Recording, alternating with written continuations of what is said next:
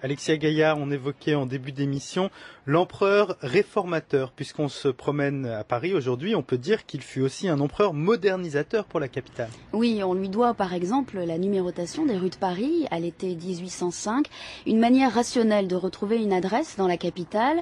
Pour les rues perpendiculaires à la Seine, les numéros débutent vers le fleuve. Pour les voies parallèles à la rivière, les numéros suivent le sens du courant. Notez bien si vous vous baladez dans Paris. Avant lui, c'est vrai que c'était difficile de trouver facilement une adresse dans la capitale. C'est vrai, il a modernisé la ville, mais ce n'est pas tout. Karine Huguenot. Du point de vue urbanistique aussi, puisqu'il a beaucoup œuvré à l'assainissement de la ville, notamment par une politique liée à l'eau qui est extrêmement importante. Paris, au sortir de la Révolution, est vraiment une ville qui a subi les désastres de la période et également les ravages du vandalisme. Donc Napoléon va vraiment beaucoup œuvrer en ce sens pour l'amélioration des conditions de vie des Parisiens, un meilleur approvisionnement de la capitale avec toute une série de fontaines qui vont permettre aux Parisiens d'être bien mieux ravitaillés en eau qu'ils ne l'étaient auparavant. Et puis également la série des égouts. Là encore, ce sont des travaux qui sont bien sûr quasiment invisibles, qu'on ne soupçonne pas, mais qui sont bien réels et qui sont indispensables dans le développement d'une ville à la taille de Paris. À cette époque-là, Napoléon voulait vraiment faire de Paris la plus belle ville de son empire, la capitale et la plus belle ville.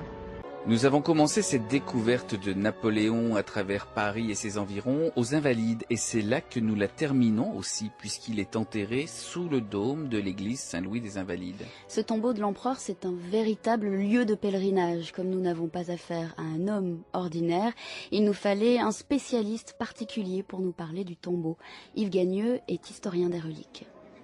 On sait qu'il est mort à Sainte-Hélène et son corps a été rapatrié à la demande de Louis-Philippe, le roi des Français, en 1840. Et ce corps est installé dans une construction au cœur de l'église des Invalides. Nous y sommes. Quand Napoléon arrive ici, ce qui est intéressant, c'est de savoir pourquoi il arrive et comment il est présenté. Et là, la comparaison avec le culte des reliques de saints s'avère extrêmement intéressante. Le sarcophage de Napoléon lui-même se trouve au centre de l'église, tout à fait sous le dôme. On est vraiment au centre et il y a une très très large balustrade qui permet de regarder en contrebas une crypte au centre de laquelle se trouve une énorme urne en porphyre rouge qui est elle-même montée sur un support en marbre vert. Et c'est là où, dans une série d'au moins 5 enveloppes, se trouve le corps de Napoléon.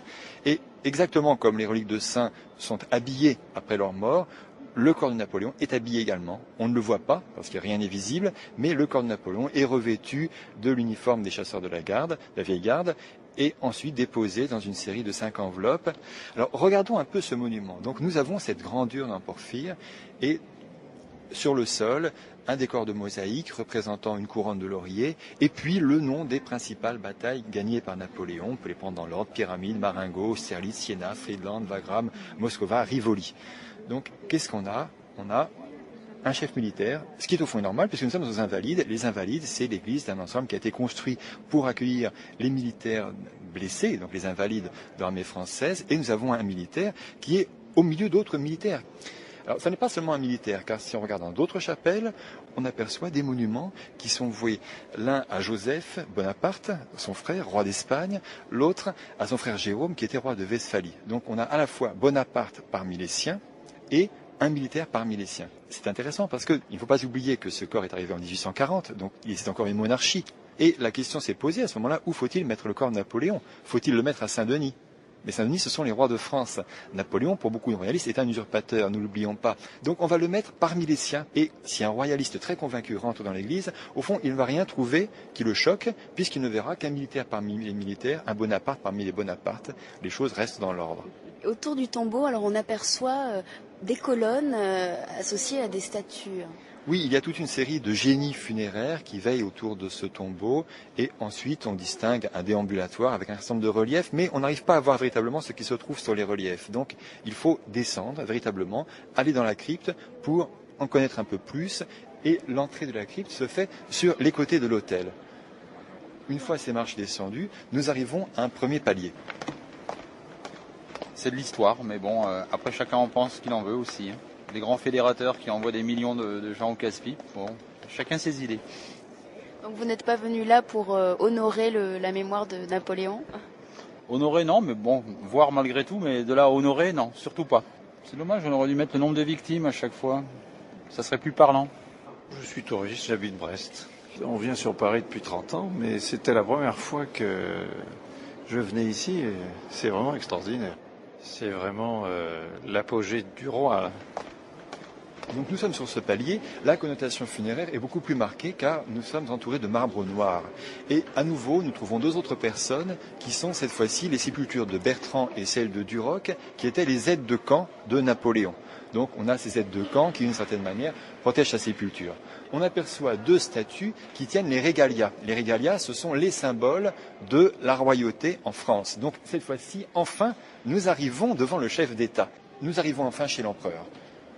Continuons à descendre et cette fois-ci, nous arrivons jusqu'à la crypte à proprement parler. C'est imposant, j'en reviens pas. Vraiment, avec tous ces tombeaux superposés, ça fait immense. Hein.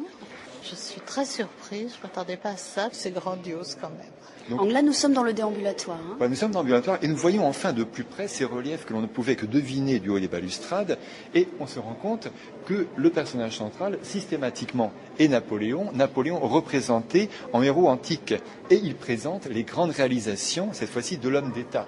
Donc on a la Légion d'honneur, on a les grands travaux qui ont été faits, les mines, les ponts, les canaux, les routes, etc.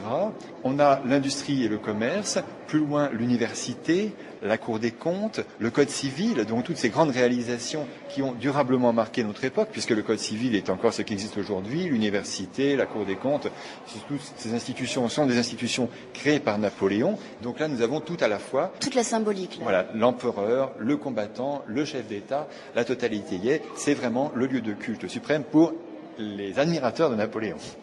Qui sont encore nombreux aujourd'hui ? Si on en juge au succès des ventes publiques concernant les affaires ayant trait à Napoléon, oui, certainement.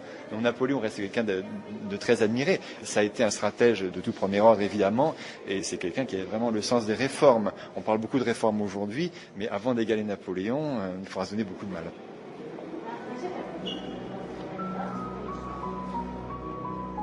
La légende rapporte que Napoléon était petit. Pas vraiment, il faisait 1m68, c'est pas si petit. Encore un préjugé. En tout cas, merci Alexia Gaillard pour cette incursion dans le monde de Napoléon. Vous retrouverez sur notre blog le rendez-vous des voyageurs sur rfi.fr tout cet itinéraire autour de Napoléon Bonaparte à Paris et dans ses environs. Il y a des étapes, des monuments, des musées et des références supplémentaires qu'on n'a pas évoquées ici. L'impératrice Olga Samsonov, la dame d'honneur Alexia Gaillard, le chambellan Cyril Etienne et les deux grognards, Ziad Malouf et Ludovic Duno, vous le faites bien. Et tout ce monde-là vous salue bien. Je savais pas que vous aviez ces dons-là. On vous salue donc et on vous donne rendez-vous pour un autre voyage la semaine prochaine. Ciao.